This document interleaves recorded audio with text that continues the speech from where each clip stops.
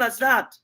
So, and for those who don't like what is going to be happening on this channel, for example, and many channels, in fact, in Meambiwa, there are so many forums now that have come. And those who want to see what exactly uprising is, watashanga.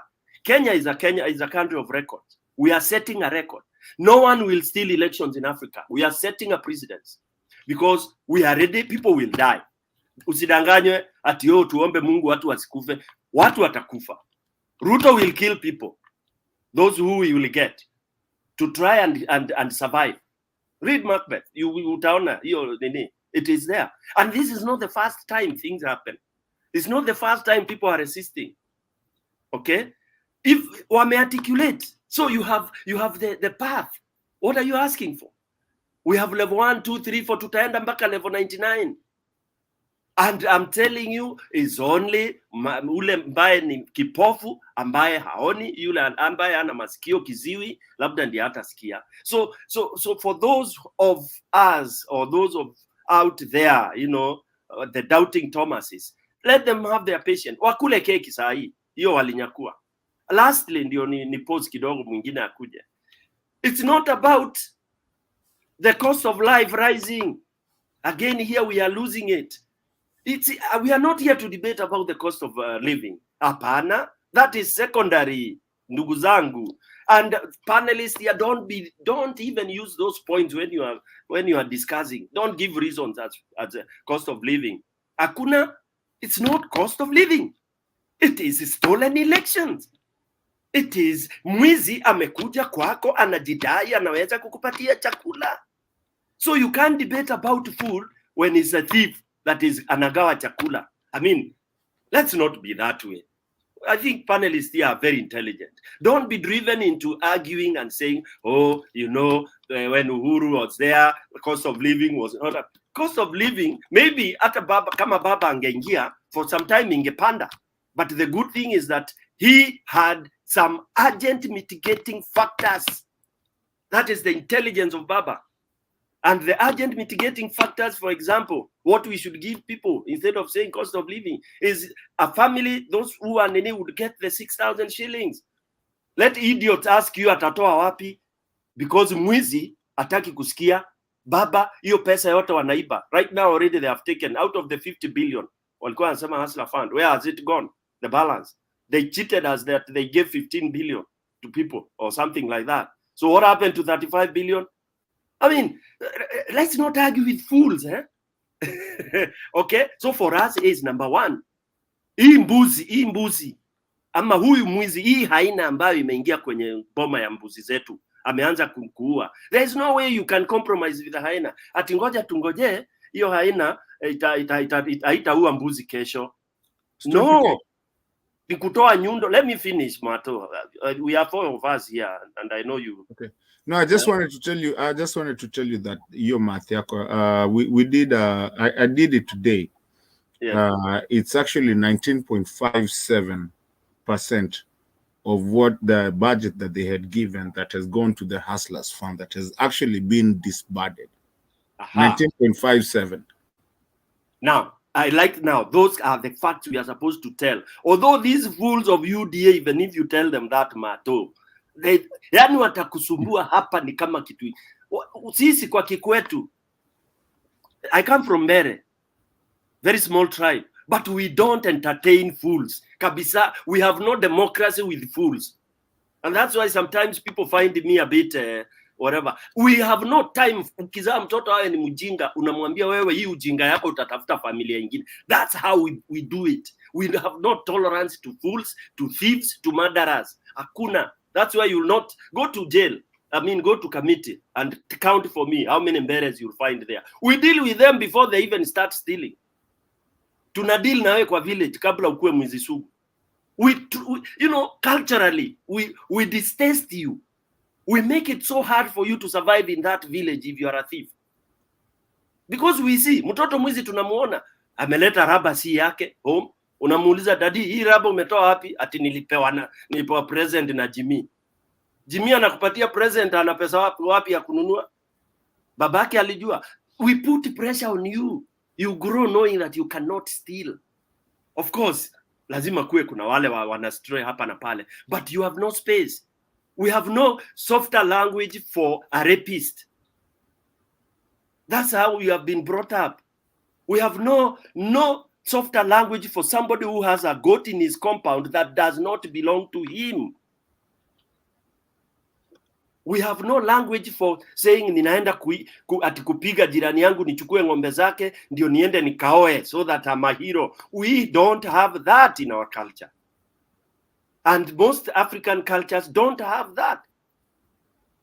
But when now you have people stealing or wameiba kura, you think it is something new. It is not new, it is inherent in them.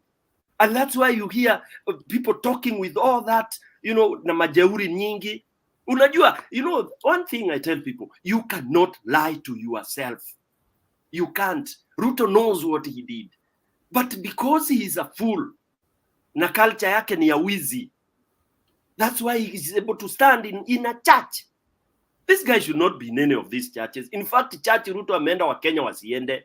Ati mnaenda hapo mnasikiza, you are being lectured. You are being lectured by a thief. What sort, I mean, really? You are being taught, you are being lectured. Unaambiwa, oh, you see, sisi Mungu alitu. Mungu gani huyo? There is no such a God. That's the devil. Yeah? So basically what I'm trying to say, ninyamaze, our Kenyan problem is deep-rooted. And that's why, to uproot it, we have to be very, very careful.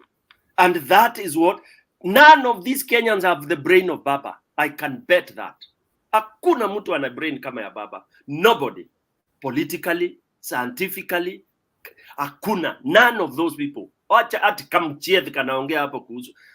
These guys cannot even construct a sentence. Sentence yao ni huyu mganga huyu na. There is nothing. Nothing. Those of you who are intelligent, just analyze what they talk. It's garbage. Nonsense. For 1 hour, 2 hours, you have everybody talking about, if you won, keep quiet.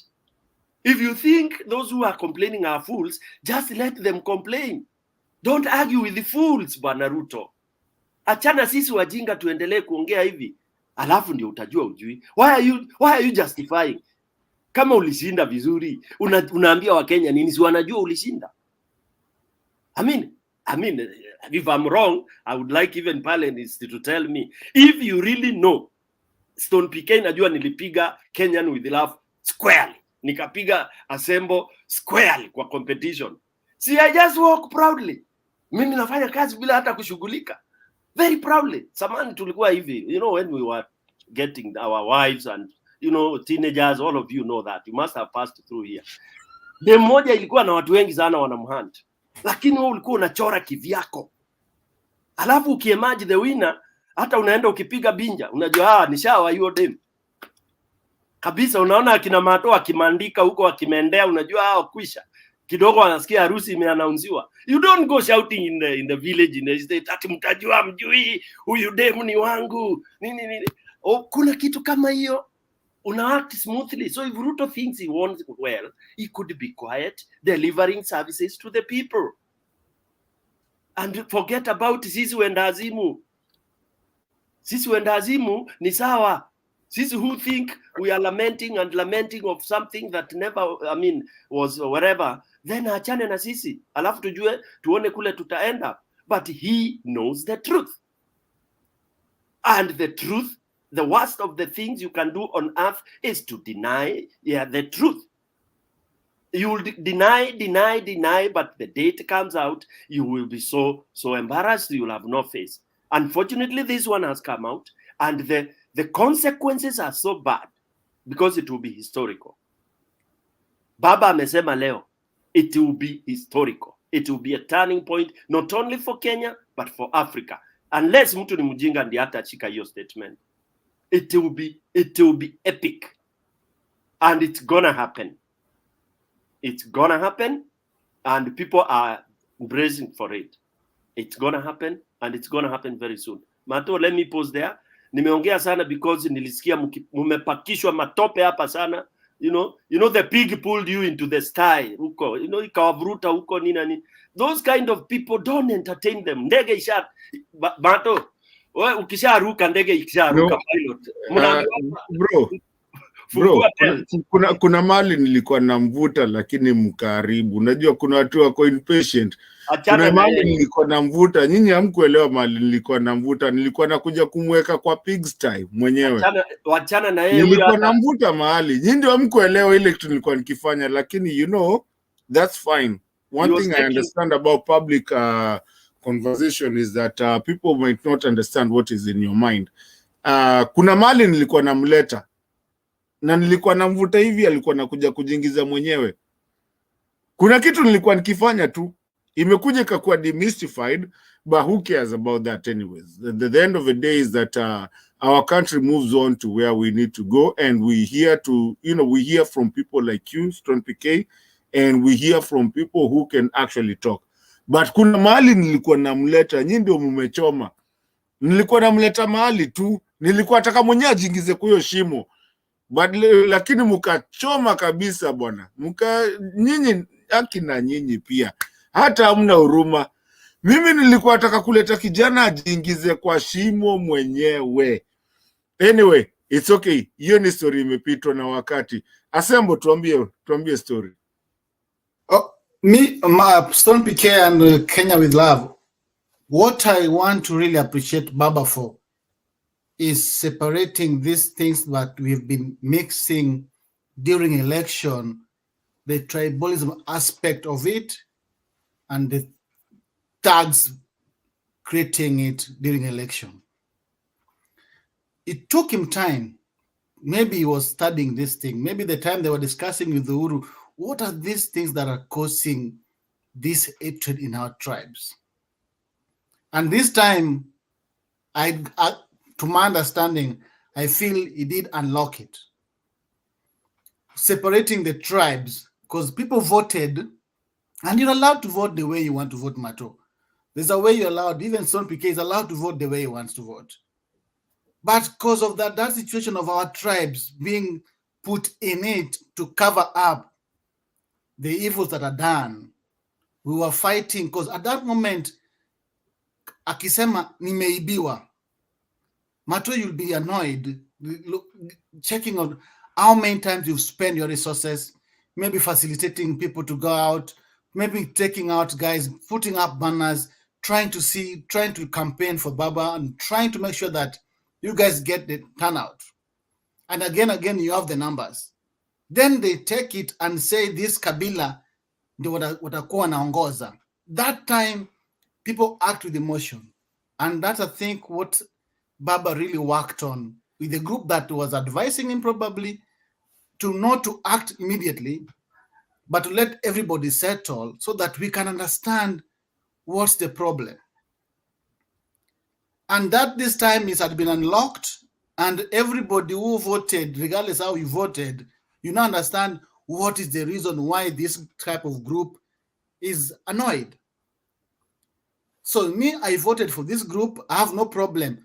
I have the right to sit back at home and watch the group that is annoyed air their grievances. And that's the thing that we are missing all these elections, 2007, 13, 2017.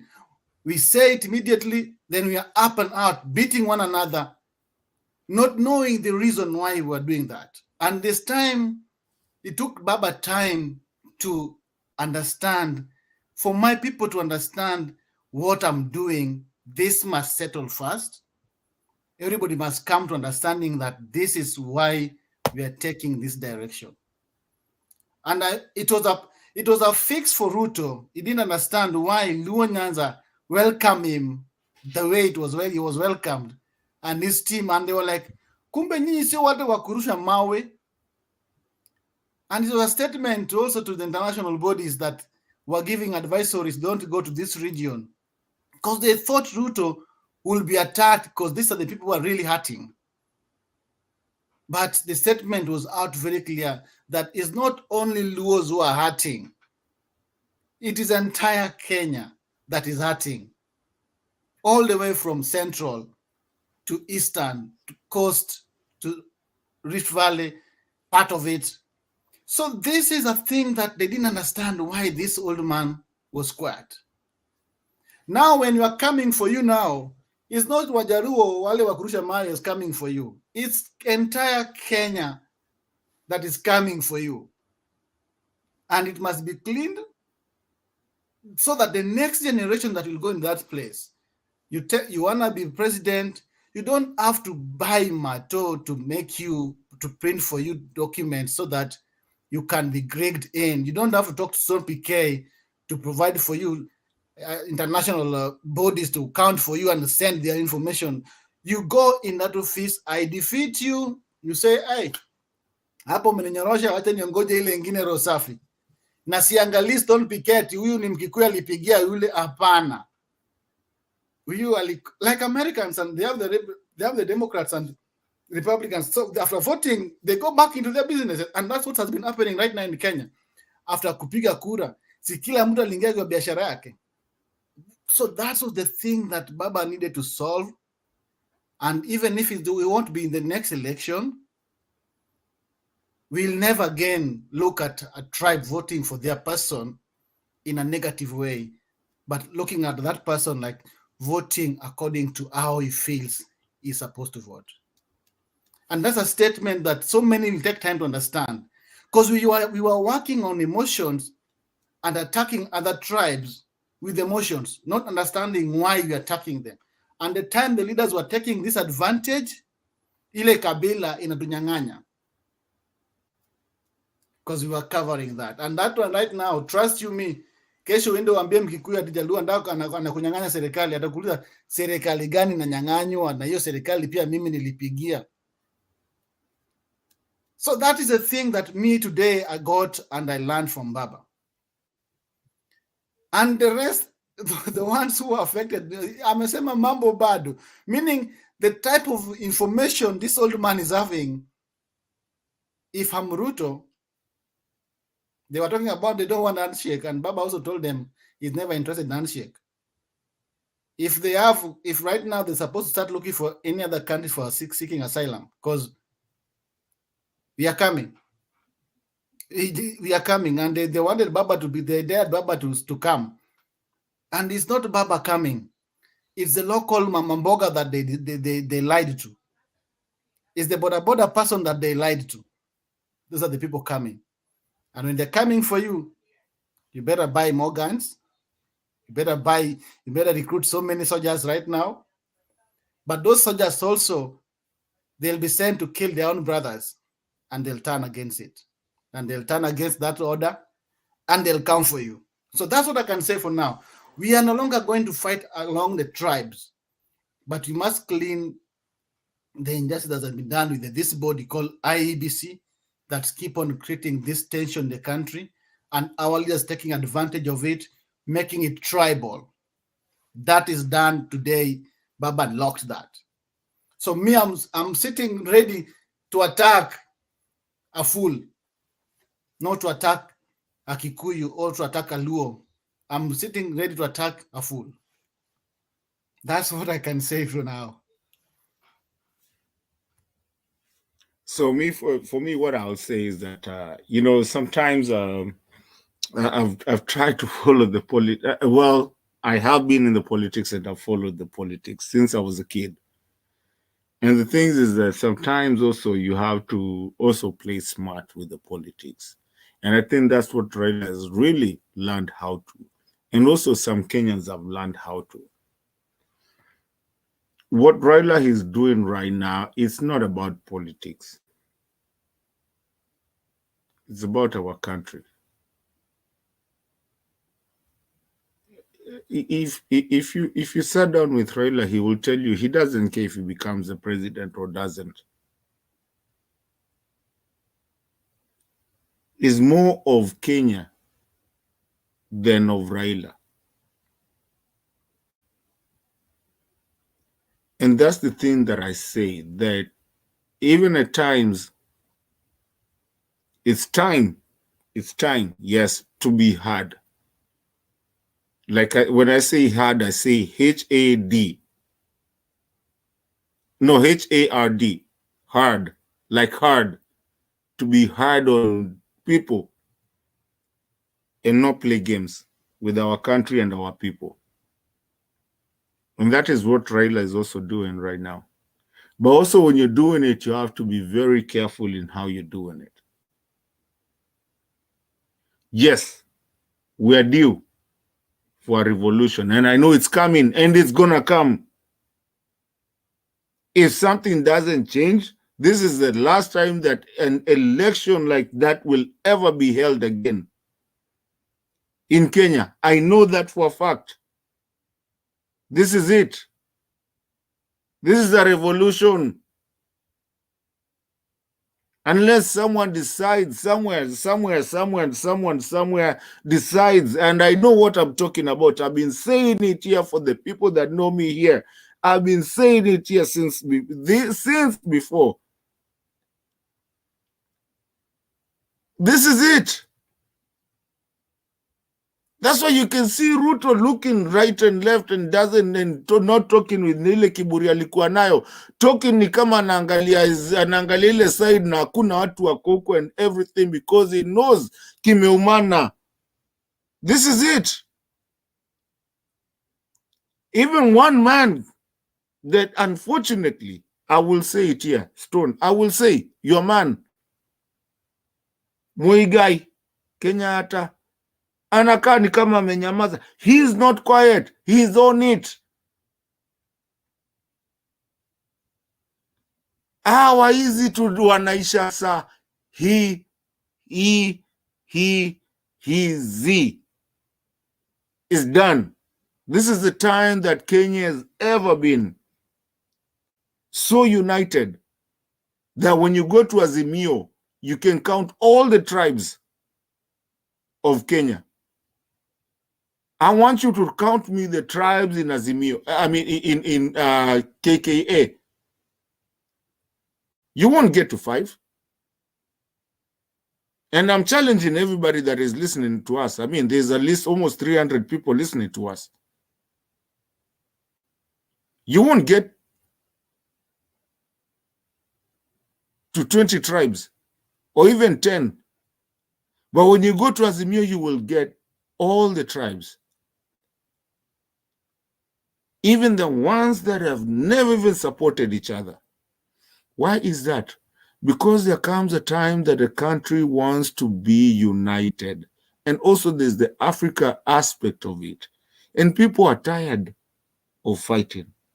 2007, 2008 wasted people's breaths and everything. People are tired. They don't want to fight. They want to have the right thing. They don't care who becomes the president, what tribe he is, and whatever, as long as it's been done right. And the problem that we do have assembled today is that we do have this kind of guys of Kenya Kwanza that come over here, and that's what I wanted to hear, because I want people to, I want them to expose themselves so that the people in the Kenyan people and the people listening can see the stupidity out of it. When you come here and expose yourself and act like you're not a Kenyan, that's what needs to be exposed, so that Kenyans can come together, so that Assemble, I don't care what Assemble Pacho is, and you don't care what Kenyan with love is, and what Obioma is. We're just a Kenya and Kenyan people. So we're not going to fight about politicians anymore. Who cares about politicians? They're supposed to be our public servants. It's our tax money. That's what I wanted to expose. And by the way, I'm on a mission. When I stopped doing politics, I told you, Atakina Bernard, whenever I come over here, I'm not going to do politics anymore.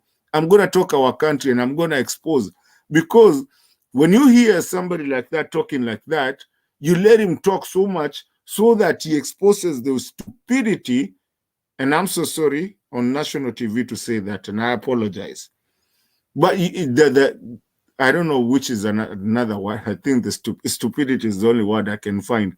You know, when you find, let them talk that stupidity so that people can see where he is coming from, where they are coming from. because people will look at you and judge you for what you're saying and who you are. So sometimes you let people actually talk so that people can judge for themselves. Yes, it might not be the best way. It might not be kitu itafurahisha watu wengi. But let me tell you, unless I come ni kuongelesha ujinga, you will not know me ni mjinga. Lakini ukikuja unifunze, werevu, every time I come to you and you're not letting me talk that stupidity, you will always think I'm smart. Well, maybe I was so stupid, but you were the one. I wanted to let him kwanza ajikarange because we were not a lot. And that's the best way to go with these things. That's why sometimes I always say, let Gachagua talk. Give him microphone every day. 24/7. If he asks, hata kabla itishe mpeleke, shika microphone. Go talk. I wish I was there. Ningekuwa nampelekea 24/7. We ongea bona. You know?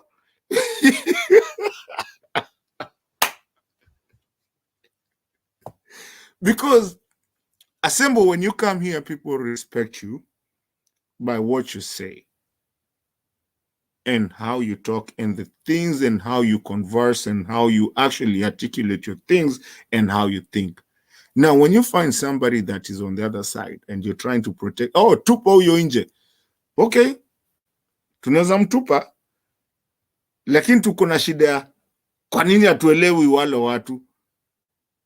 Kama tuko wengi, if it's not such a big topic, unajua, like there's times that we come over here and we're almost full. You know, the panel is also almost full. At that time, I'll kick you out in a minute. But if you're 4 or 5, jikarange mwenyewe. You know, because the guys on the comment section are there, people are watching. I mean, even right now as we speak, we are on 280 on this channel. On the other channel, I don't know, I think we are 100 and something. So there's almost half, almost 500 people watching right now. And that's just the people who are logged in. There's other people that are watching. This is an international TV. So you come to understand at some point when you see ukiona vitu kama hizo and you're not really caught by anything, even if you are the moderator, unaacha mtu kwanza ajikarange mwenyewe. Let the world judge themselves, judge them. So that's all I was trying to do when I was trying to tell you guys, wacha onge, you know. But Mato, you see, the guy is locked completely in his mind. There is nothing. I know. I felt like the guy is sick because he didn't understand even what we're talking about. He didn't want to understand what is going on. He was like, Ruta meapishwa na kuna kitu mtafanya. You know that mentality. Yeah. So it's difficult as a moderator to at times understand such fellows. I understand what you're saying. No, when you sit on this seat, I wish one day we can give you this seat. You sit here. Sometimes you find those days that are very good days that you're just having a good day. Sometimes you find those bad days where someone comes and also even the people in the comment section don't understand. And sometimes I stop even looking at the comment section because some of them will just go off, you know. And everybody that has moderated can tell you that sometimes it's hard to be on this seat, but we do it every day, and because we want to educate our people and also be educated.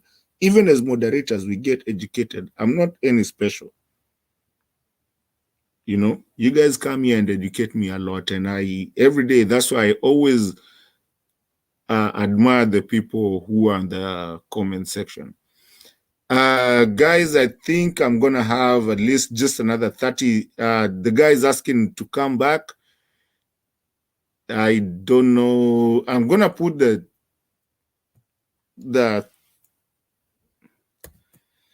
I'm gonna put it out there, but within the next 30 minutes we will be closing.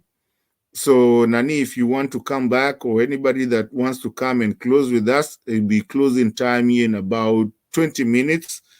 Assemble, I really appreciate you being here. You really are good panelist. I appreciate that at all. I mean, with everything. Unless Stone PK, you want to take over. I can only do at least 20 minutes. Not take over, it's to comment. Yeah. Yeah, in case there are many people coming, then we can. Because we've already done 7 hours, that's okay. You know, once we exhaust something, we may start recycling and regurgitating. Yeah. Which is, I mean, there's no time for that. We don't want to chew cud. Yeah. So I want to comment on 2 or 3 things. Asembo has touched on one. You see, at the juncture we are in now, we are not here to convince UDA people. Please. I mean, I want us to understand that. Like for me, I would not, because I want people to help me. What would we be convincing Ruto about? Sahi hata ukiengage Ruto kudiscuss, utakuwa unamwambia nini? That's how I want us to look at it. So even when people say, oh, give him time, you are giving time to that guy, that name, I don't know how to pronounce. Ulikuwa umpe time ndio uachieve nini?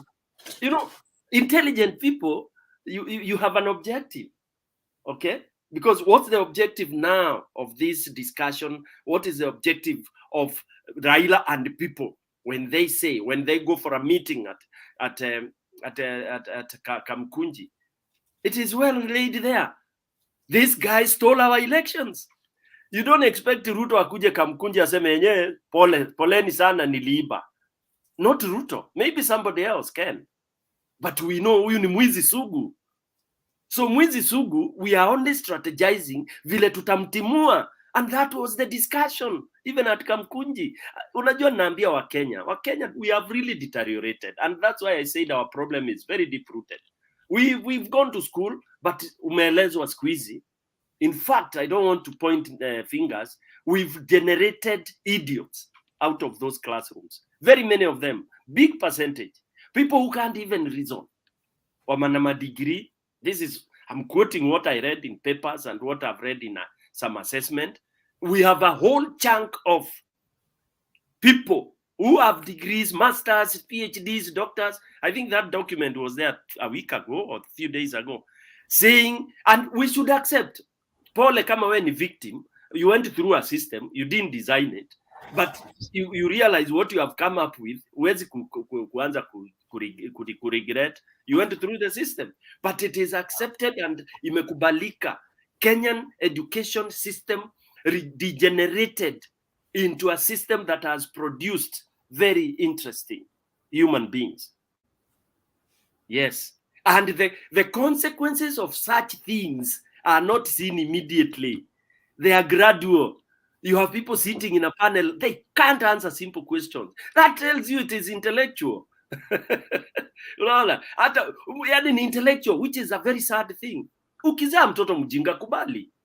Una watoto watatu, kuna mtoto apatagi hata max 10. Uwezi mnyonga, lakini unajua huyu ni mjinga tu. Lakini ni wako, uwezi ua, uwezi tupa. Unammanage, unampatia assignment zile zinamfit. That is how you manage life.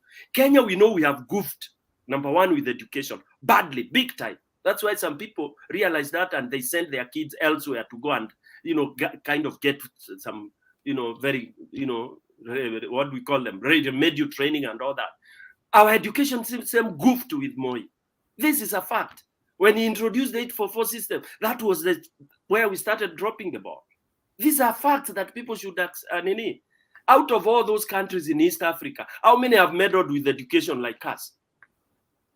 Why are we on a try and error? Because we have idiotic leaders. Moi was an idiot. A standard 8 drop, he didn't have any intellectual whatever. Neo force. That is the truth.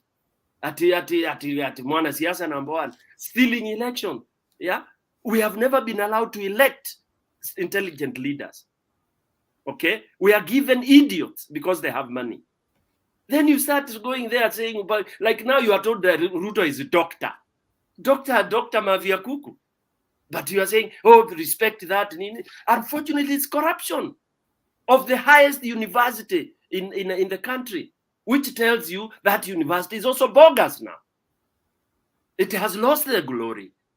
How do you open a course for Stone PK alone? Ninasoma nikimaliza nikigraduate nani. Hata Uhuru alishangaa kwa graduation ya Ruto. Aliuliza ala, yani ulikuwa unasoma, how can you not know when your deputy is studying? Ujinga gani wa Kenya tunabebwa ufala tu hapa. Dr. Samoei Arap. It's because this man is a thief, is a con man. He has a serious structure. He wanted to present himself to cover those things, those very negative traits he has with the doctorate. And he did it. He corrupted it. It came out. Who was doing those the papers for him and all that. The Kenyans who tunajidai wajinga. That's why we are being taken as fools. At you, now you should accept ameapishwa. What is kuapishwa? Kuapishwa is nothing. Kama mtu ni mwizi, ame defile constitution. Because the constitution says thieves must be punished. Mtu ameachilia wezi wote ndio sasa wameshikilia mamlaka. And then you are here on one hand telling us about constitution. Really? A constitution where the Gachagua is a DP with the cases that are so obvious? A constitution where the president is a thief, Muteshi land and all those kind of things. Then you start telling us it was never approved in a court of law. And yet it's the court of law that told us. He admitted in an international TV with an ample that it is true. We bought this land which was stolen. We can play those clips here. Then you say, tufuate sheria, tufuate constitution. I agree that two wrongs don't make a right. But how do you correct the two wrongs? Kenyans, I'm asking you if you are intelligent. Even the panelists here. How do you correct if two wrongs don't make a right? Then when will you ever correct? That's a challenge I'm giving anybody to give me. Yeah, so Kenya wrong, Assemble wrong. When will you correct that wrong? That's the thing. If you get that answer, then you know what should be done. But don't be fooled. Oh, two wrongs don't make a right. Oh, an eye for an eye will make everyone blind. But when will people, if they can't see, when will you make them see? Stone Yes. Stone PK. Yes. My brother. Unfortunately, I have never disagreed with you, but today I am unfortunately going to disagree, and maybe kuna watu watanigonga. You know, Mato, let me finish. I'm not debating at the No, I wanted to tell you something. I want to finish, then you talk. Okay. Yeah. Let me finish. Then you write your notes, and then you can dismantle whatever you want to dismantle. But I'm so happy that I state facts. You'll have to work very hard to whatever. Two wrongs don't make a right. That's true. That's a fact. And then I asked, how do you correct the two wrongs? Mato, I challenge you on that. Okay? Number two, I've said this train has left the station. We don't have time to convince people. Wale walibaki. It does not add value to try and convince UDA people that itakuwa hivi. It's like talking to Ruto kumwambia ameiba votes, aliiba kura. Unafanya kazi ya kupaka kuku, kuosha kuku. Unaosha kuku. Kwa hivyo you cannot waste your time ati Ruto utamconvince aliiba kura. That's a fact. You are supposed to deal with the thief that stole your nini.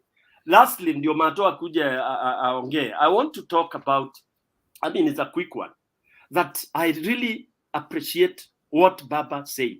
This is a point that I've just remembered. He demystified and he said, you know, again, you have to replay Baba's speech again, everybody else. Replay it again and analyze it. And this old man is one of the most intelligent human beings in that country called Kenya. If you, in fact, unaweza read gospel according to Raila if you want to be in politics and succeed. But if you are an idiot, you will not see that. He said it. He said, and he gave the number of the Kikuyus, the Mulima that voted for him. I know people didn't pay that attention. And he did that to demystify and correct a narrative that has been being peddled around by UDA. which has been made for people to pitch themselves towards Kikuyu. He has demystified that tribal card. Assemble, you have alluded to that. That is intelligence. So now what are we killing? We are killing theft of election. That whoever is elected today, who has been sworn in by this, and this guy is saying he has been sworn in, is a thief. Ameiba kura and anagonganisha nchi. He is the most tribal human being, and that has to be dismantled. I know Pogio is asking to be brought in. He's not bringing any value to this panel. He's valueless. Okay, so we don't have time to waste. So what I'm saying is that we have no time to go tuning and luring, cajoling UDA. Sisi tumetoka, ndege isha paa bana. Tunaenda, tuko juu. Sasa tuko karibu kufika almost 30,000 feet.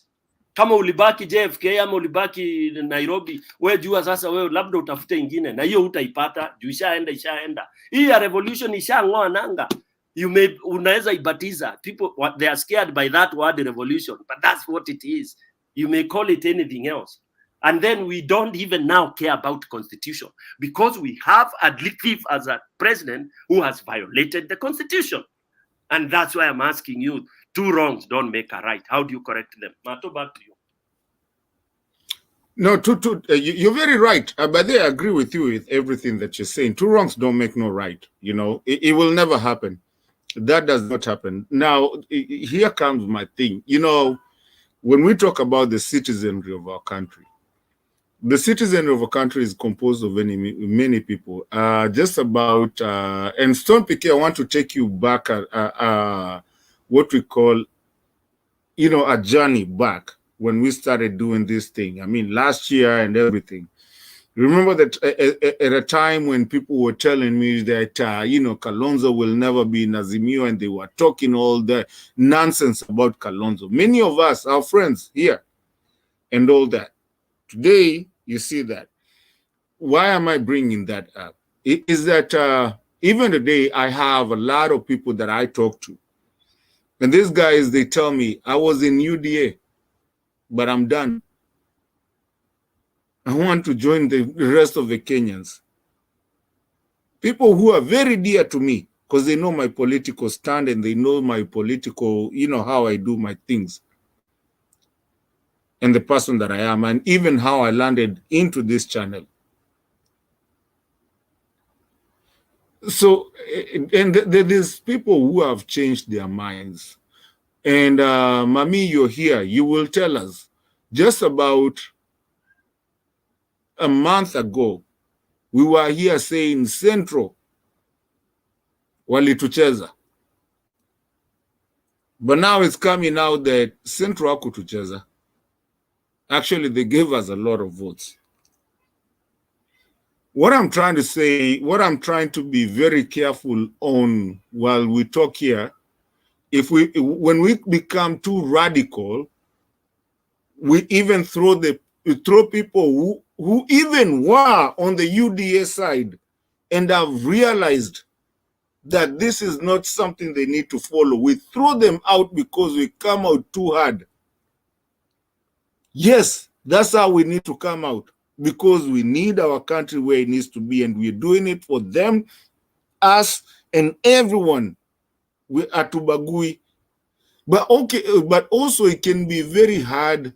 It can be, especially if you know you are on the wrong, or you are on the wrong, when you come to a place where also you're feeling not welcomed and you're feeling a certain way, yet you've realized that you made a mistake.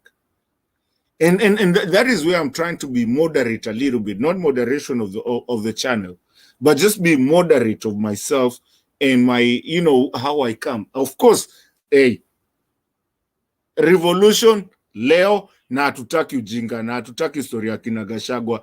I am on that. But I'm also easy to welcome the people who are realizing that they made a mistake, or they had made a mistake. And now they're understanding that, wow, you guys were all right at all this time. But now we want to come back home. But then if we come too hard on them, what my scare is that we might push them away and say, okay, this guy is really even, I mean, we made a mistake, but they don't want us back in there, with them. So we might end up pushing people away while people are starting to realize what had actually happened. I was saying earlier today at Bernard's time that if we tukarudi kura saizi, I think Ruto will not gain anything, because I know so many people in my life that have changed their mindset, including a very good family member of mine mwenye tulipigana kabisa karibu tuachane kabisa. And today they are like, you guys were right, and yeah, we don't want this thing. So we need to also be careful kidogo how hard we go. I think people understand what we are going, but we stand without pushing people away. Asembo na najua Stone piki ataniua, but Asembo, I know hata pia unataka kuniua, and I know mami pia ataniua. I know. I'm being attacked right now. But what I want to tell you is this. I want to just give you like an example. Matu umewahi tembea na kikapu chako alafu ufanyiwe pickpocketing, umeibiwa kitu, alafu kuwe na siri na ukimbize huyo mtu na ukatae ushinde kumpata, then a week later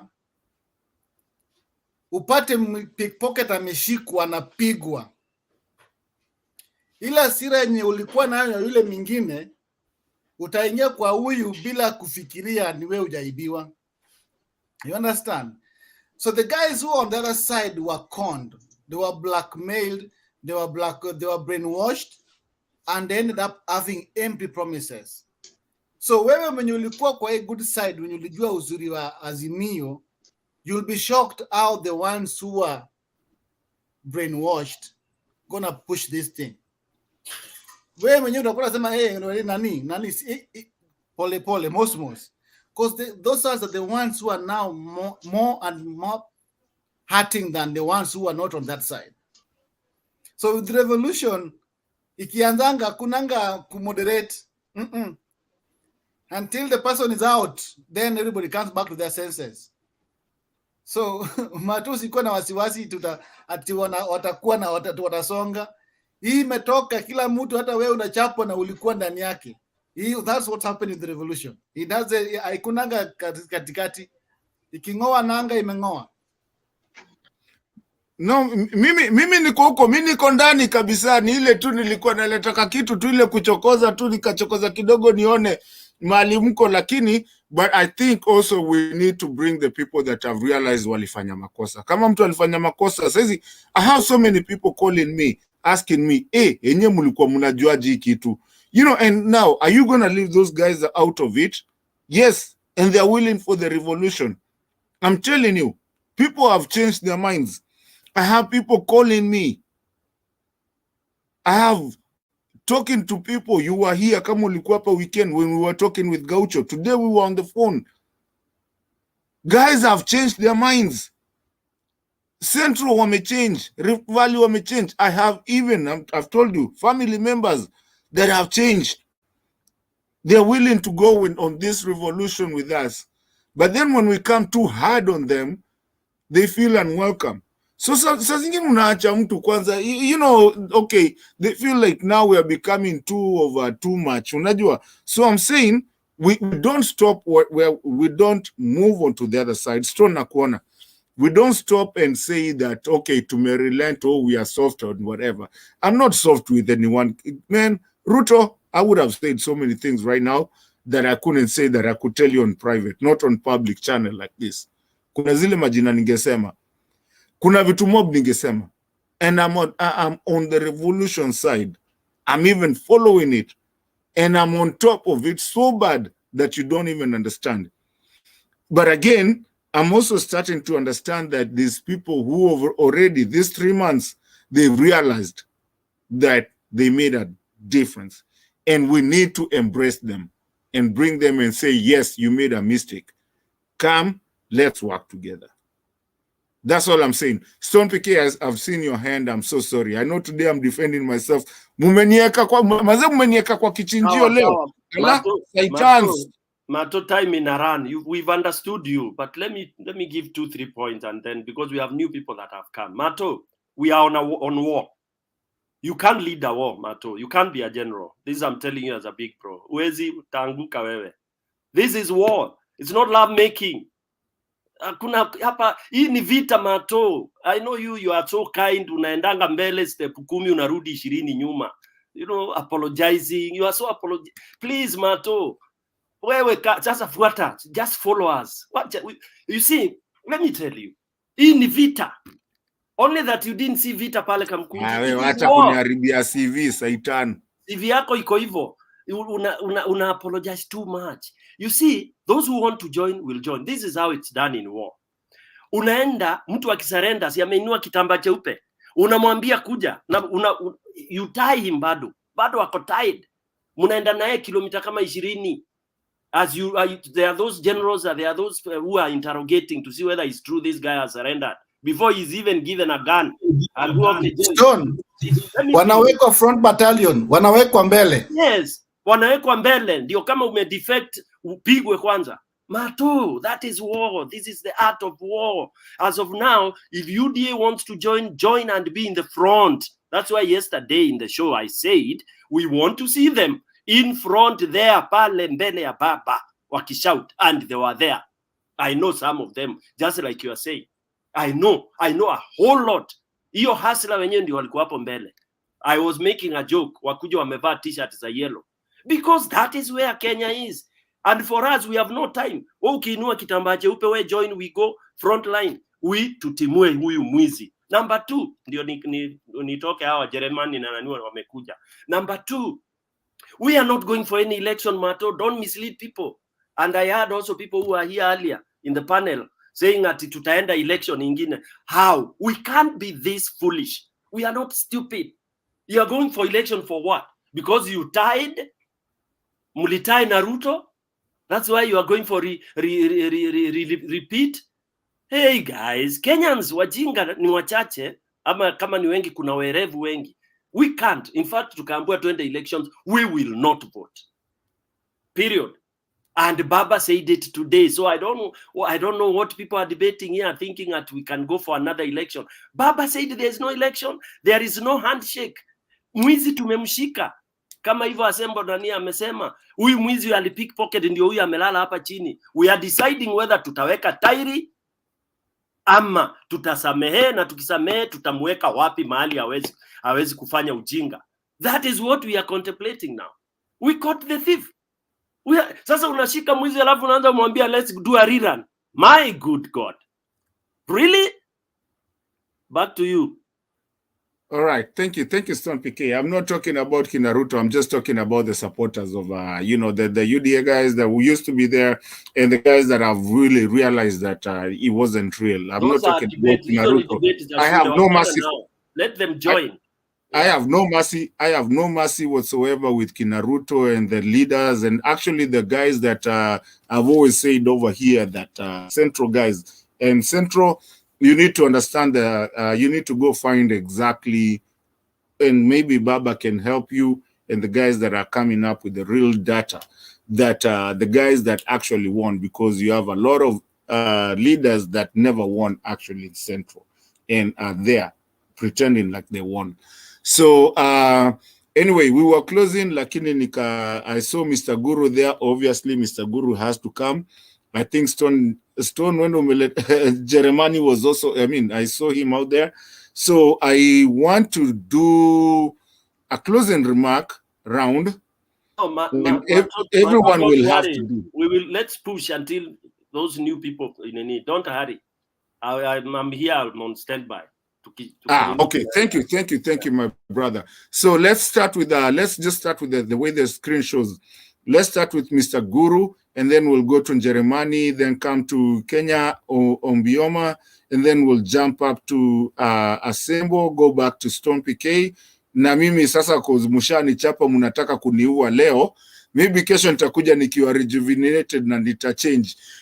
So me, I'll just be here. I'll just moderate for now. Leo mnataka kuniua bwana. Ala, simuniache. Hai, nimekuwa na nyinyi hii time yote bwana. Be easy on Mato bwana.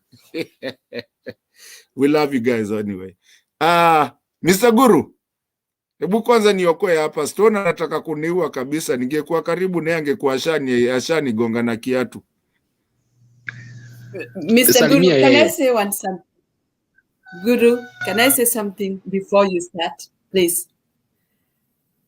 Yes, mommy. Okay, thank you. Thank you. Sioni ni haja gani tunaweza sema ati Ruto apewe like soft way of talking towards him. He has no soft talking to us. Hata kutusi ametusiana, amesema mambo mingi akiwa amenyakua election ya mtu mwingine. So for him, we are not going to listen.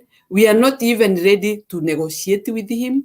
What he has to do is to pack and go. In fact, this time round, kwera word, don't try to cut a tree if you are not ready to cut it. But if you start, do it, and you do with one heart. So if we have already started this, there is no softness that we are going to engage. We are going. Yani tunaenda tukienda na kumaliza. Si haja ya kuwa ati tuko na mambo ingine tutaweka ati kwa meza ati tuongeleshane ama nini. No. Both boys, huyo mwizi na our baba, they have exchanged already. They have said no handshake. So what are we looking for? Baba was not looking for handshake. The other bad boy is saying he is not ready for handshake. He has stolen from us. What are we going to do? So hapa hakuna mambo ati ni kufunga macho na kwenda kabisa. Tunaelekea. Asante. Mami, thank you actually for clearing that out, because I need the people in the comment section, the people who are listening to us, and even the panelists. I need people to understand. I have no soft heart for Ruto, by the way. Mimi siwezi kwa nyumba moja na yeye hatuwezi angaliana. I have zero regrets of him. What I was talking about the people who were following him and now are realizing his back. Mimi na Ruto unanieka jina moja. Ala? Sisi hatuwezi kuata meza moja, hata hatuwezi angaliana. Ruto, no, that's a revolution all the way, na naenda kukula hata hiyo nini, hata kama ni gunpowder. Hiyo kwanza hata Ruto must go. I cannot stand. Even today I have a hard problem when people ask me, who's the president of your country? I have a problem of telling them who the president is. You need to understand what I was trying to say. It was not about anything to do with Ruto or his minions and his, cartels and his mafia hood and all these people who have killed people in that country. I don't even call them leaders. I call them mafias. They are people who actually, I don't know where they are alive, and they need to be in jail. They need to be gone. We should not even be having leaders like that. I was just talking about the supporters. A cousin of mine that said, mimi ni mtu wa Ruto, lakini now they're saying, ni kubaya. Hii, enye ningesikiza. Those are the people I'm talking about. Now, when you talk about the criminals and everything, when did Mato even start looking at them? Do I even know them? Do I even care? Hata mutua wetu venye alifanya ujinga yake. Even though amenyamaza, I don't know. Hata he doesn't talk anymore. Even him, he can go to hell. I don't care. Kenya needs to be liberated. I'm just talking about the people. The people, the mzalendos of the day, or sijui kama mzalendo wako area, or whatever. Those that people were, and now they are changing, and if they change and they realize. And the reason I even say that, because even my own sister was a Ruto. Tulipigana, nikatoka kwa nyumba yake kabisa. Today she's like, enye, you are right. Mimi saizi hata ikapigwa kura tena, I will never vote for that guy. That guy is a mafia, just the way you used to say it. I should have known it. That's my sister. Blood sister. Born and raised. And so many people are changing to understand what is happening. But now when you talk to me about leaders who have killed people, Kinaisha Jumwa, Ruto, Kwanza, who are you telling me about Ruto? He needs to tell us where the Kinamusandos are first. I've always said here, akitaka nichape. So thank you, Mama Mary, for clearing that so that people understand. I'm not saying the elite. I'm talking about the mamambogas, the actually mamambogas, the wale watu wenye walidanganywa, and now they are realizing that that was not what was, walidanganywa. That's all I'm saying. We need to be easy with them, and also we need to change Kenya so that we can all move together. If we are going to do this revolution, we do it all as one country, just the way that Central has been vindicated. And now we know Central is always with us and has been with us. That's all I'm saying. Let's not leave people aside. Maybe they did something wrong. Your time they didn't understand. Okay, Stone PK, take over because I need to run to the store. I'll be back. I'll be here. Just 5 minutes. Sawa Mato, Guru, take out it's your time. Karibu sana. Then we go Germany.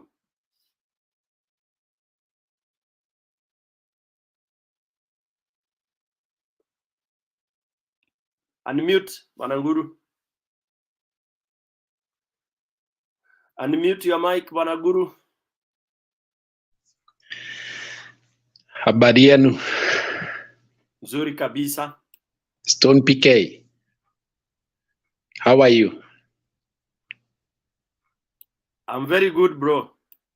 Yes. Nawasalimia nyote. Na nikisema kwamba jana ilikuwa siku ya kipekee. Sababu ukweli ni kwamba nchi yetu inapitia wakati mgumu sana. Mgumu zaidi. Kwa sababu kwanza serikali ile iliyoko iliingia mamlakani kwa njia ya kuhujumu wananchi, kuiba kura, na kwa sababu ya hiyo ni walijiweka kwa viti kwa nguvu, na kwa hivyo si serikali ya watu, ni serikali ya kibinafsi. Zaidi ya hayo, ile maneno wameleta baada ya kuchukua uongozi ni ya kuharibu maisha ya watu ya Kenya. Wametoa usaidizi wote ambao serikali kuu inapea wananchi kwa mashule, kwa chakula, kwa barabara, kwa kila kitu. Alafu wamelipikiza ushuru kwa kila kitu. Sasa makampuni ni kufunga, wanafunga vilango na kuanza kuelekea nyumbani kwingineko. The latest that has closed shop is Deraru, that was established here during the Nyayo era. And with it, 300 Kenyans are jobless. And yet, these are the same people who said that no company will close down as a result of taxes. They will have a structured negotiation on how the unpaid arrears will be paid. But you see, when you have a government based on patronage system, Some are vigilant, others are punished. You are aware that several companies belonging to some personalities who are close to the powers have been given a leeway to continue with their business despite the disputes that they have over taxation issues.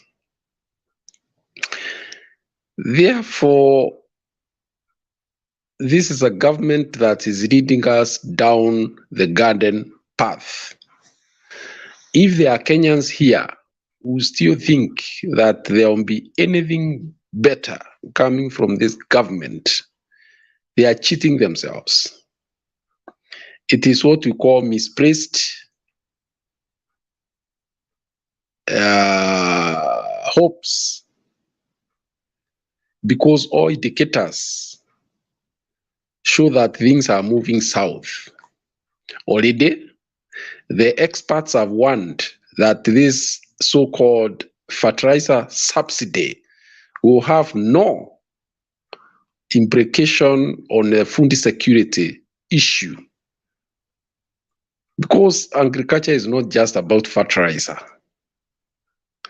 And even then, the system I hear they want to use is the most outrageous that I've ever heard, because their reasoning is that if fertilizer is selling at 6,000 in your agrofed shops closest to you, you register the number of bags of fertilizer that you require. Then if the government is giving a subsidy of, let's say, 1,500, they send you the 1,500 in your M-Pesa account. And then you walk to the agrofed, offload that 1,500 to the agrofed, and then pay the difference. I am certain this is yet another very big scandal coming. Stone Picker, if you upload 15,000 shillings into my M-Pesa account, so that maybe I buy 10 bags of fertilizer, and my daughter is there at home, does not have fees, what I'll do is I'll go and pay her fees.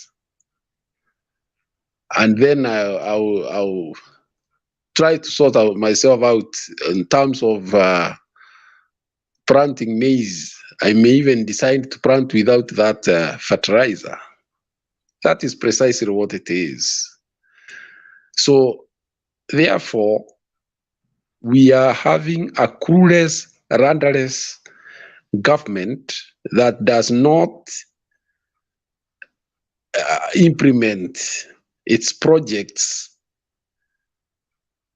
with the reality in mind. These people think they are dealing with the phantoms. They think they are operating in a vacuum. They do not know the trends, the socio-economic trends of our people. They do not know that the immediate needs are more pressing than the long term.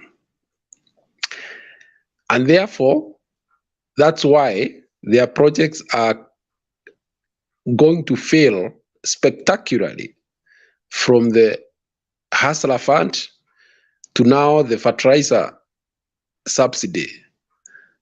If the system I've told you, and which I heard being the system that will be used, is actually actualized. Wacha niseme vile baba alisema jana, mambo ya wizi ya kura. There is no turning back. Na kuna kitu alisema, he wants to lead the African continent. What he's going to do in Kenya is not going to be just for the benefits of the Kenyan nation, but also the African continent. There is a very worrying trend of digital companies, ICT companies that are contracted to provide systems in Africa for electoral purposes, colluding with political elites to direct elections in a certain way by tinkering with the transmission systems. And therefore, Africa is at risk of having client regimes, serikali ambazo zimewekwa na watu wengine wakiwa na nia zao, lakini si nia ya wananchi.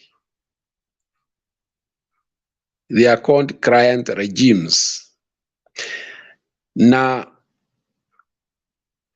kwa sababu hatujui the next step that Raila intends to take, but we are certain that there will be a step. And the fact that he mentioned AU, my gut feeling was that he wants to escalate this matter to the continental body as a way of safeguarding democracy in Africa. And Kenya could become a test case of how to correct the mistakes made in Uganda, in Tanzania, in other African countries, because Kenya is not the first to go through this process. It's only that we are more robust, we are more intuitive, we question things aggressively, we do our research. We don't just give up and agree that so and so has been given power or has taken power and therefore is the winner. We go behind the scenes to scrutinize whether this win was genuine. And this time, I think mwizi amepatikana. Unajua wizi ya teknolojia inakuwa ngumu sana. Hata koti zetu, they are yet to develop a knowledge bank that can be able to deal with the technology related cases. Kwa sababu hata ukisikia most of the lawyers are yet to understand the mechanics of technology. So therefore it is very easy to commit crime using technology. And that is what has happened in Kenya. A crime has been committed, a crime of circumventing the wishes of the people, suppressing the votes, adding the votes, and so on and so forth. Lakini kuna kitu niliona. The reactions of these people is very telling. Nobody at this stage has challenged the figures that have been brought forth by the whistleblower. The closest I've heard them come is to say that the servers were opened, and that was said by Ruto. And therefore, if he says the servers were opened, I would believe that Raila should now come first and demand that they now be opened again with an independent body, perhaps with the supervision of the UN and the AU experts, to do a forensic audit on those servers to the satisfaction of every Kenyan. Whatever the result will be, so be it, so that Kenyans and the Africans can know that their votes count. It's not like today when you go, you contract a company outside this country, you infiltrate IBC, you sit down there with them in dark places, you decide how you are going to circumvent the elections, and then you give a result that favors you, because that is precisely what happened in Kenya. The company that provided the infrastructure was part and parcel of the stealing, and you do not know how much money they could have been paid to facilitate rigging in Kenya, and it has happened in other African countries. So when Baba saying this is also an African continent issue, a problem, he knows what he means. Kwa sababu Afrika sasa, hii demokrasia yote tumepigania miaka hii yote, hasa hata Kenya, haiwezi kuanguka tu namna hii kwa sababu ya teknolojia. I'm happy that most Kenyans are now understanding, wameanza kuelewa kwamba hii si mambo ya even personalities, it's about the future of the country. What will be the purpose of going to the elections if the providers of the infrastructure and some political elite have already sat down and defend the servers with the results that they want, or they have elaborate plans on how to intercept the genuine results and change them with the results that they want? This is the height of disrespect for the Kenyan people, for the people of Africa. It cannot stand. In fact, like Baba said, these people should just resign. Ni kama yule mwizi anakula mbuzi ya neighbor. Wewe ukiwa kwako nyumbani, mbuzi yako imeibiwa, ni harufu tu inapitia kwako nyumbani, haiwezekani. So I believe and trust that Baba will take the next step. Asiongee sana. Let him call out the people who voted for him and those who feel they now understand the situation in the country. Let him call us out, those who voted for him, so that we can express ourselves, so that we can take the next step. The Constitution of Kenya allows the people to express themselves and even represent themselves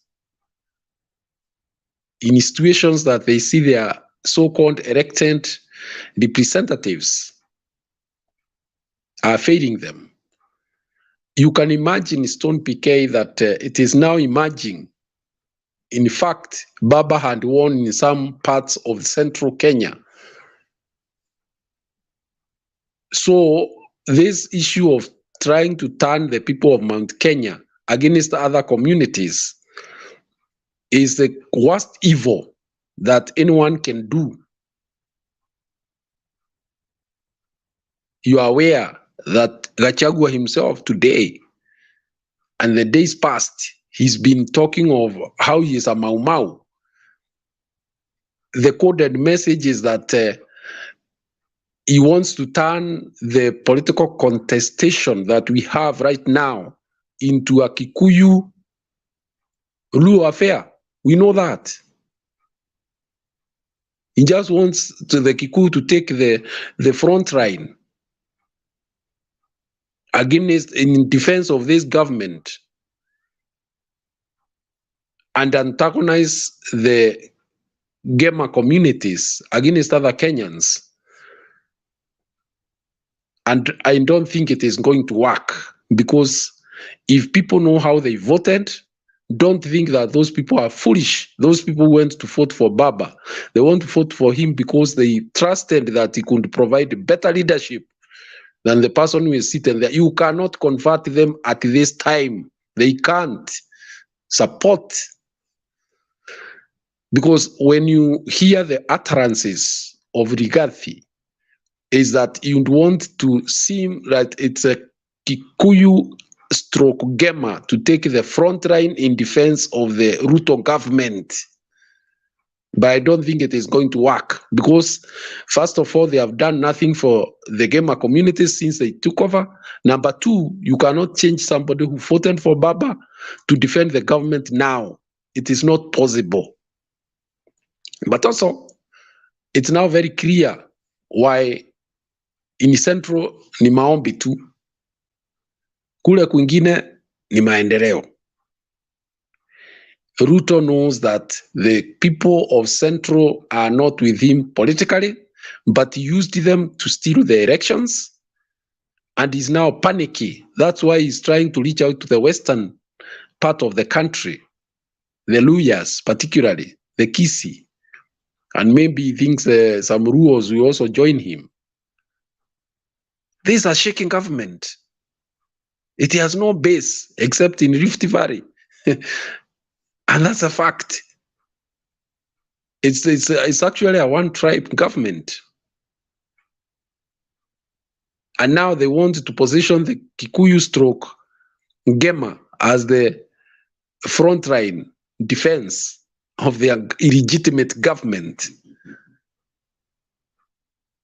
Stone PK, wacha niachie hapo, lakini nimesema yangu na nitasema zaidi. Lakini tunangojea the next step. We have already started the journey. Asante. Thank you, Banaguru. Next is Germani, and then Hilda, and then Adams. Germani.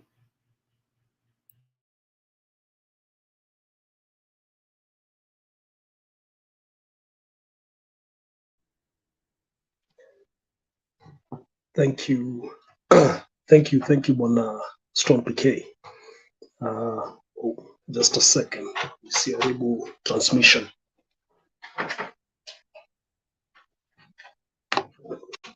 Sorry, I had music behind there.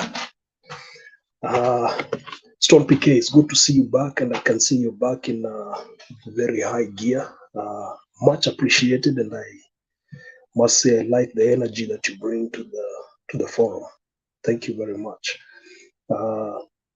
Kenyan with love as usual. You always keep the energy, stock the energy. Kenyan Obioma is away, but as usual, I appreciate her energy. I also want to recognize Adams Onjula the second, and I see Hilda Juma there. Last but not least, the wise sayings of Mr. Guru. Mr. Stone PK, we had a robust discussion some time ago about revolutions, and I see the white smoke in the horizon, and I'm sure you're very happy with the turn of events. Personally, I've been very much satisfied to see how things have come up in the recent 2 weeks or so. The agitations that have culminated in the declaration, I don't know how many points there were, maybe 5, but Kenyan with Love read them. And I believe the trajectory is headed towards change, positive change, and a positive outcome. I wanted to share a story because I want to borrow some points I had, especially from Kenyan Obioma. And this was with regard to the rallying call, Kwenda Kwenda. It appears we are at that point where it is all systems go. But I wanted to share the following story, and I'll leave it to your wisdom for interpretation. A few years back, I was part of an organizing committee for a neighborhood association. We were planning to hold the demonstration. And when I say neighborhood association, I'm referring to Kenya. A few years ago, back in Kenya, I was part of a neighborhood association, and we mobilized the residents for demonstration against the county government because a particular road that served about 3,000 people had remained bare for a long time. The contractor was on site with materials, but we were not seeing progress. And we said, can we get together and push the government, county government, to hasten the completion of that road? And then we say the best way to get county government attention is by holding a demonstration, call the media, get our friends who know people in the media to bring the media to that demonstration. We got organized, got people together, and then we said, since we need to inform the area police station or the area OCS that we're going to hold a demo on a certain day, let us send a courtesy note to make sure that at least they know we are holding a demonstration, and if need be, probably provide us with security. We sent the letter to the OCS on a Thursday. We got feedback that since we were planning to hold our demonstration on a Saturday, why don't we hold it the next Saturday when the OCS is able to mobilize his police to provide us adequate security? We thought it was a reasonable request, and so we deferred the day of the protest to the next Saturday. We continue mobilizing the neighborhood people to come out, but telling them that we've deferred the demonstrations to the next Saturday. Come the next Saturday, we convened outside the compound of a church. And outside the church, we were now calling our neighbors and telling them, come over. We are going to start marching at around this area towards a crescent and then terminate back at the church venue. When we were still mobilizing in the church compound, a gentleman who was standing next to me that I had not met before whispered, why don't you extend your demonstrations to another part of the road that was beyond the area we had indicated we should demonstrate? And I whispered to him, we cannot go beyond the area we have indicated to the OCS that we're going to hold our demonstrations. He said, why don't you do it? Because that's how you'll get more people to get to know what the challenge is. But I held firm and said, we are not going to extend, because if we do extend, we'll get into problems. And if anything happens beyond the area we'd indicated our protest march is going to be, there's going to be liability on our side. The gentleman disappeared thereafter. A police Land Cruiser came. The police Land Cruiser drove into the church compound. One of the policemen looked around, and probably identified me as one of the conveners and called me. So I went to him and I said, we want to start in another 15 minutes. Are you going to be around? And he said, yes, we're going to be around. We just want to know when you're starting. And he wanted to drive off, and I asked, aren't you going to be with us when we're starting? Because I can see you want to leave. He said, we are leaving, but we're going to be back shortly.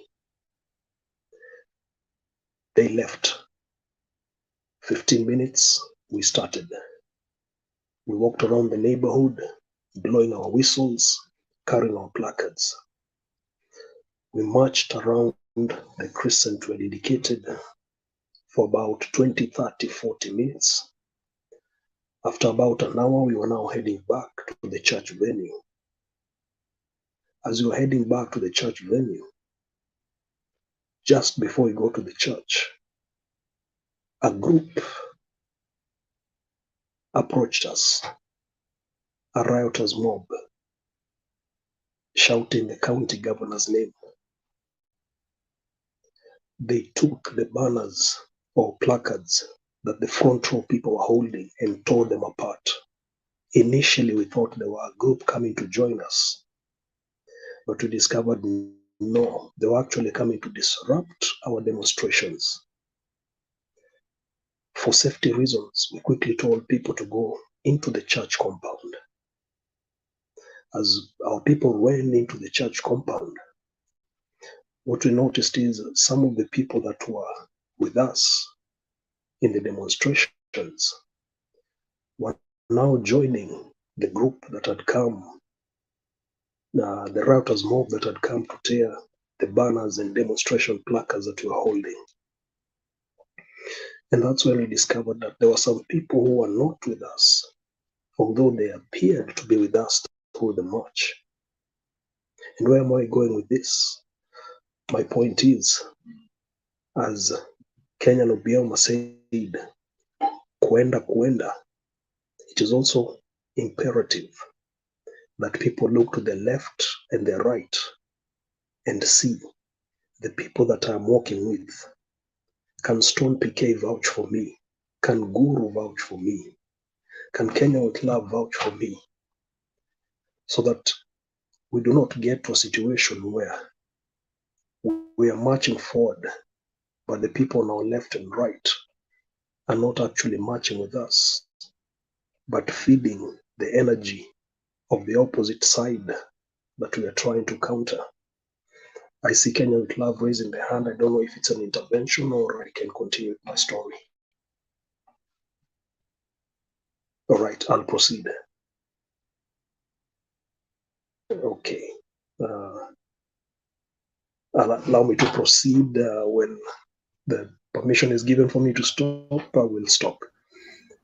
One of the things that I saw, okay, it seems to be pressing. Maybe I can pause.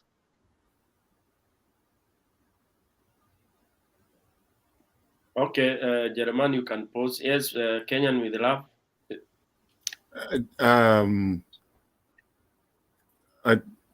I wanted to ask you, where were you guys? Were you close to the Kina Gaucho? Well, Mato, let's leave that. Let's leave that. Let him first of all demonstrate his story. Actually, the juice of it is we want to see the moral of it, not whatever he did it. Jeremiah, go ahead. Thank you. So one of the other things I observed when Gaucho came, Gaucho spoke about security services planting people to cause a ruckus, and then the ruckus would be blamed on the organizers of the demonstration. And I thought that's a very good point to bear in mind, because I can directly relate, given my story, to our small attempt at organizing a neighborhood demonstration.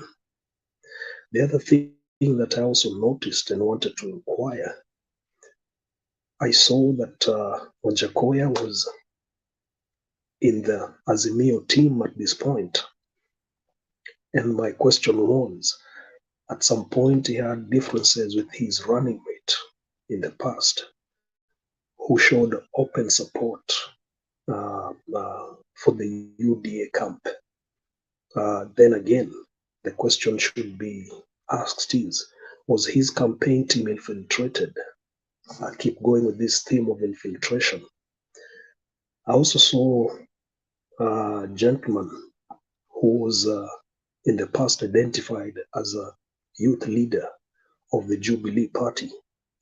I forget his name right now, but he also decamped to the UDA camp. And I was taken aback because I thought these were the young leaders who are going to take up leadership mantle in Azimio going forward and in the future. And my question again was, Was the Jubilee Party infiltrated by personalities from the UDA side? I also wanted to inquire, maybe I can be enlightened.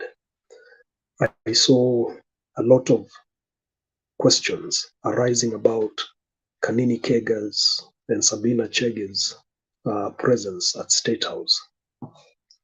And my question was, the optics of it give a lot of points to the UDA side, especially from a propaganda perspective. Could be good strategy if they're within Azimio to know what UDA is planning, to show unity with government, or to show unity with the central members of parliament.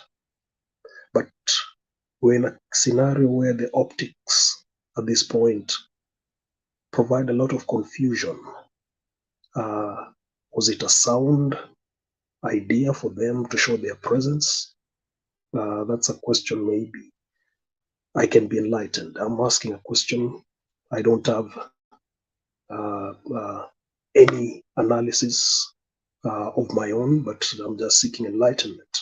Finally, there was a gentleman, maybe Guru will answer that for me, and I've noted that. Finally, there's a gentleman called Pickrod. I listened to his points. He was very agitated. And one of the things that out of all his agitations that I picked was, he was asking the question, he has not seen Kikuyus protesting. And I wanted to ask, was that a dare? Or was that a statement he made in support of his position? Usually, such statements made in passing look very innocent, can be dismissed depending on the person who's saying it. But we all know about something called the invisible culture. When something is silently spoken within the community that most do not know about, then the question becomes, what's the position? One of the things I thought would have been very powerful is to see demonstrations held by a team from the central province and saying, we want to know, was this election properly conducted in 2022? We want to confirm that we supported the right person for the right reasons and that there is no shaky results that will come out of our support for the person in office. It will be good to see a demonstration in the manner led by Gaucho arising from somewhere in central province and people saying, we are asking these questions because we want to know we supported the right person. I've heard Guru talk about, and this was preempted by Kenyan Club, the need for forensic audit. Yes, a forensic audit is needed, but I'd say the forensic audit should not be about 2022 only. Ideas suggest that the forensic audit should go as far back as 2017, 2013, and 2011, when that system of electioneering was set up. Election material is government material, so we should not hear cases of this information or this data is no longer available. Governments keep documents for hundreds of years, and so should the Electoral Commission. They should be available for forensic analysis. And as I said, I'm daring to suggest the forensic audit should be expanded to as far back as 2011. With those many remarks, I wish to rest. Thank you. Thank you, Jeremani. Let me give that.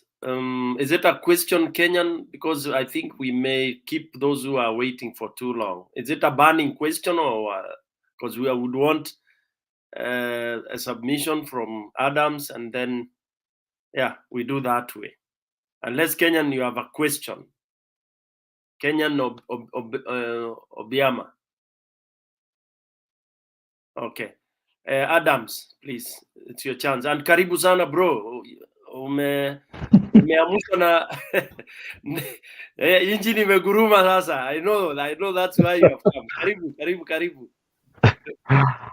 Stoniache ni misbehave. Huyu jamaa ametoka wapi? Amekuja when we need him. Karibu Adams. Good to see you guys. Happy New Year. Happy New Year on behalf of everyone. Yeah, I'm happy to see you, PK. I'm just realizing the last 2 minutes that this guy Kenyan with live was Mato. I didn't know. I thought it's a new guy. I'm indebted with the kind of wisdom that Mr. Jerumani has impacted on this show. Man, I've never met you, but that's good enough. The other guy who left too. So I took a political French leave, and coming back. I've been listening from the background, not so much, but yes, I'm trying to follow up the ongoings, whatever is going on. I'm trying to pick up. I don't want to speak without knowledge. It is very dangerous to speak here without knowledge when you're not well equipped. But then I'm trying to follow up. I'm just came to get the warmth of the debate today, and probably I'll be speaking my mind beginning tomorrow onwards. So for today, I beseech you, I'll donate my time, my precious time, back to you, PK, and you may distribute it or donate to someone else. Just happy and indebted to see all of you, the comment section. I see people there, and a lot of things are unfolding in our country, which needs to be discussed. Indeed, we need to speak. We need to speak as a people. There is a lot to be said. There's a lot to be done. The question is, will there be action? Will there be action? We can speak 1,000 words, but will our words translate into something? What kind of ears our words and discussions and words of wisdom being thrown here? Where are they landing? Are they landing in the right ground, or they're landing on the rocks? Thank you so much. God bless all of you. We'll keep talking. Thank you. Thank you, Adams. Karibu sana. Yeah, it's good, and we are happy to have you back. While you are away, so many things happened. Yeah, we all took that kind of leave, and then we started coming back at our own time, which is good. It's good to take such break.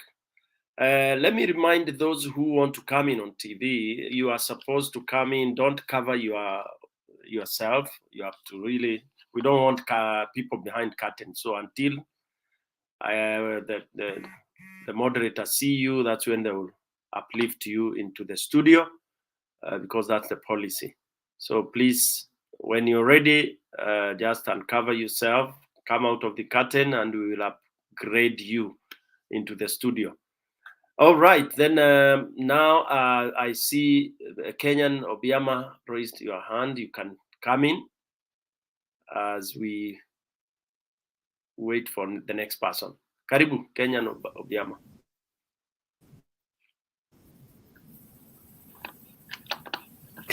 Yeah. Hello, Adams, Guru, and Jeremani. Jeremani, I think you mentioned something that I said. It was about ati twende tukienda. What I want to clear that I don't know whether I got you right. Like you wanted to know how do you going, you know. What I meant, you know, somebody can steal from you, and the time you go to ask the person why did this happen, or you want your item back because you are totally sure that the person has the item, if you go there and somebody welcomes you, start greeting you and welcoming you to the house and doing all these, welcoming things like, entertaining you, the vigorous or the weight you had to go and get your item lessens, and you become cool. So you stand a chance of either talking with that person politely, and then you may end up not even getting the item. That is my take. That is what I was meaning. That if you mean that you want to do something, you have to do it and no looking back. It's not about that you have not to be vigilant of your both sides, where you are going or who you are dealing with, or who are those are you working with. I meant when you want to get that item to yourself, if you go and listen to the sweet words or the welcoming of the other person, you may lose the item. That was my idea. That is what I was talking about. Did I clear the air for you? Thank you. That's good. That's Kenyan. Jeremiah, you want to? Okay. Yeah, just very briefly. I fully understood what you were saying, Kenyan and Bioma. Mine was just throwing a sprinkle of caution that not everyone, once we say systems go, you may find that not everyone will be on the same march. I was just saying, let's look right, look left, and be sure that the people we are marching with are on the same march with us. But I understood what you meant. Thank you. Thank you, Jeremiah. Banaguru.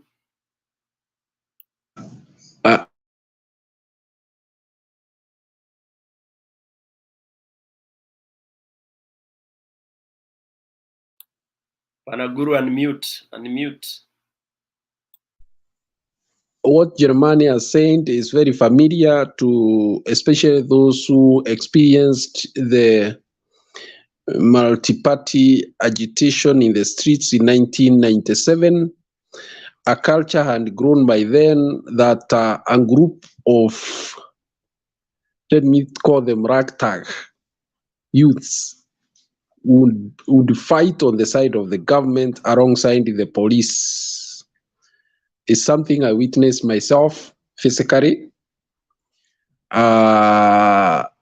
So it is not far-fetched what he's saying, that when crooked governments are cornered, they use all methods possible to maintain themselves in power.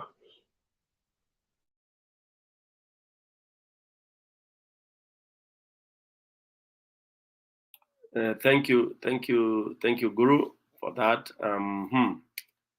Yeah, there's a newcomer, Mr. Mzalendo. If you are ready, you can say your thing. Oh, just before Mzalendo, I think there's a question to Mato. You have a question or a comment? Unmute, Mato. Yes. No, it's a good night clerical call of telling you guys that we've had a good night, and I'm signing out to go and take care of some things, but I'll be listening to you guys on the other side. I just wanted to tell you guys good night. That's all I wanted to do. Guru, asante sana. But Adams, thank you to see you back. Tunaona watu wameanza kurudi sasa. Daddy. Na bado mbuzi yangu nakujia, my friend. I'm coming. You know, you still have it. Jeremani. Maybe it was last year. This is 2023. Wewe mzalendo na wewe. But anyway, I wanted to say good night and just say I'm signing out. Stone PK, you got this one. So we'll see you guys another day. Thank you so much for everybody. Thank you, Mato. Mzalendo has not said anything, Mato. No, he wants to. No, he knows we chokozana each other like that. we they have. don't run away. Today I'm not even, I'm here for only maybe a minute or two. Yeah, Zalendo is your time. I know you had not said anything. No, Amato is running away. He said he will always run away when I get into the show. So Go don't ahead. run away, my brother. Okay, you I'll stay. you are a true patriot. Patriots don't run away. Okay, And I'll the stay, but battle is that was ahead. not the reason I was running away. I'll stay. I have another maybe 5 minutes before I run. Okay. It's just that I have to pick up my daughter. Thank you, Stony PK. Thank you, Kenyan. Ombiane, I don't have my glasses. Oh my God. Ombiande, Jeremani, and Adams and Guru. What Jeremani said here is very, very powerful. Although it was a bit dodgy, but he said he wants to see a demonstration in Central, where Baba got so many votes. That is something that is very, very powerful. Then he also said that when you look at the side, at what happened yesterday at Kamukunji, you could see clearly that the people of Mombasa were not present in that rally. You could see clearly that all the governors affiliated to Azimio were not in that rally. And I know maybe it was a strategy. Maybe you could tell us more about why they didn't attend such a big function, because Baba was just coming back and we had waited for this day for the big launch, for the movement, for the revolution, and all the big players were missing. So I don't know whether it is a strategy or they are divided on the issue. Yeah, maybe Guru and other panelists who are affiliated to Azimio can answer that. But I want to congratulate Azimio supporters for conducting themselves properly. And there were no tear gas, there were no deaths, there were no muggings. That was a plus. It's a very, very big plus in away from what we are used to after every rally, or the last one that happened when Baba was being welcomed back. So I think the government allowed everything to happen the way it happened. And I believe, just as I said, William Samoei Ruto will allow these rallies to happen because it's a constitutional right for every Kenyan to picket. The only thing is that you don't disturb other people's peace. On my last point would be on I saw one of the Azimio agents, the chief presidential agent of Azimio, saying that Baba should come out clearly and tell the world that they didn't have agents. This issue has been raised here before. Shortly after the rally, the chief Azimio agent who fell out, is a Maasai guy, I think, said that you didn't have any agents in some of these areas like Central Province. And that shows that clearly that Azimio were actually not prepared for this election. And that's what I've been saying here before, that Azimio aren't really prepared for this election. Although figures have been put up there, there's a very important form, which is an hard form, that the form 34A, that each and every agent should have as a backing, apart from whatever is sent in the server. You should have that form 34A. You should have it. Your agent should have it. And it is a requirement that you should have it. That is what you go back to Baba and say, look at what the portal is saying, and look at what the server is saying. So if you don't have that, you don't have a case. I think those are very, very important issues that you need to look into, and maybe see whether they were addressed properly in the past. And if they were not addressed, then going to the next election, probably you'll address them. But the way it is, some things that cannot be changed by law, like appointment of IBC, I don't know how that is going to be changed, because we have a way in our constitution how IBC officials are appointed. Thank you very much, the moderator, PK. I think that those are the only issues that I wanted to talk about. Thank you, Mzalendo. Anybody who wants to rebut Mzalendo? Yes, Guru. This matter of agents is one of the most contentious issues in our electoral process. It is contentious because there is this growing narrative that if your agents are not present in a station, your election results will not be authentic, or you run the risk of your election results being overturned or stolen. Who has the responsibility over the credibility of elections? Is it agents? Are they necessary in any case if we have an IBC that is not compromised? How do we handle a situation where we have 20 parties having candidates in a classroom? Is it that environment even compromises the results because of the many faces that appear in the classroom where the elections are taking place?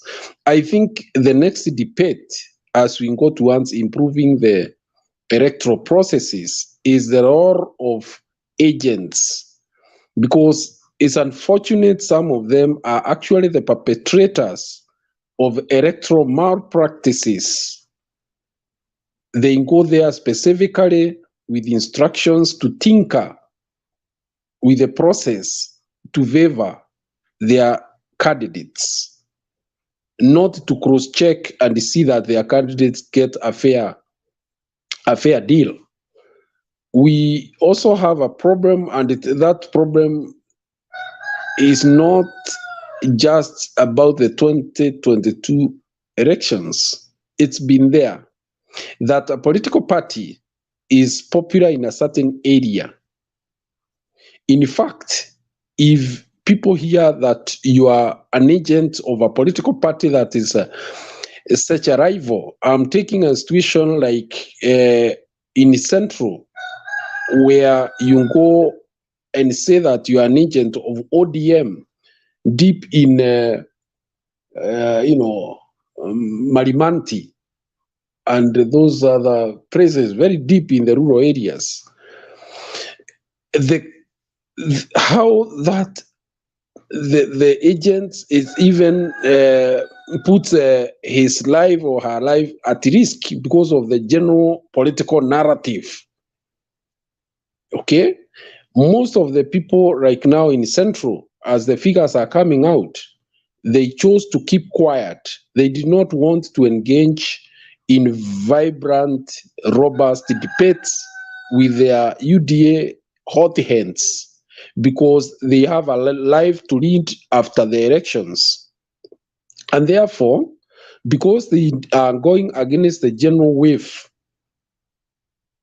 in the rural area, they choose to put their voice at the booth silently, and that should be respected. So even as Mzalendo brings the issue of that there were no agents of this or the other political party in a certain particular area, I think it is time the issue of agents in the electoral process is looked afresh. Because at the end of the day, the bottom line is that the IBC is the one that should ensure that everybody is fairly treated and the results that come out of the stations are authentic and have not been tampered with. Asante. Thank you, Mzal. I mean, thank you, Guru. If there's no one raising his hand or her hand, I think I will also make a comment, unless someone has a burning point. Now, I would want to comment, and I don't want to belabor on that. Thank you, Guru, for bringing up that agent issue. That's tired. Agent nonsense is tired.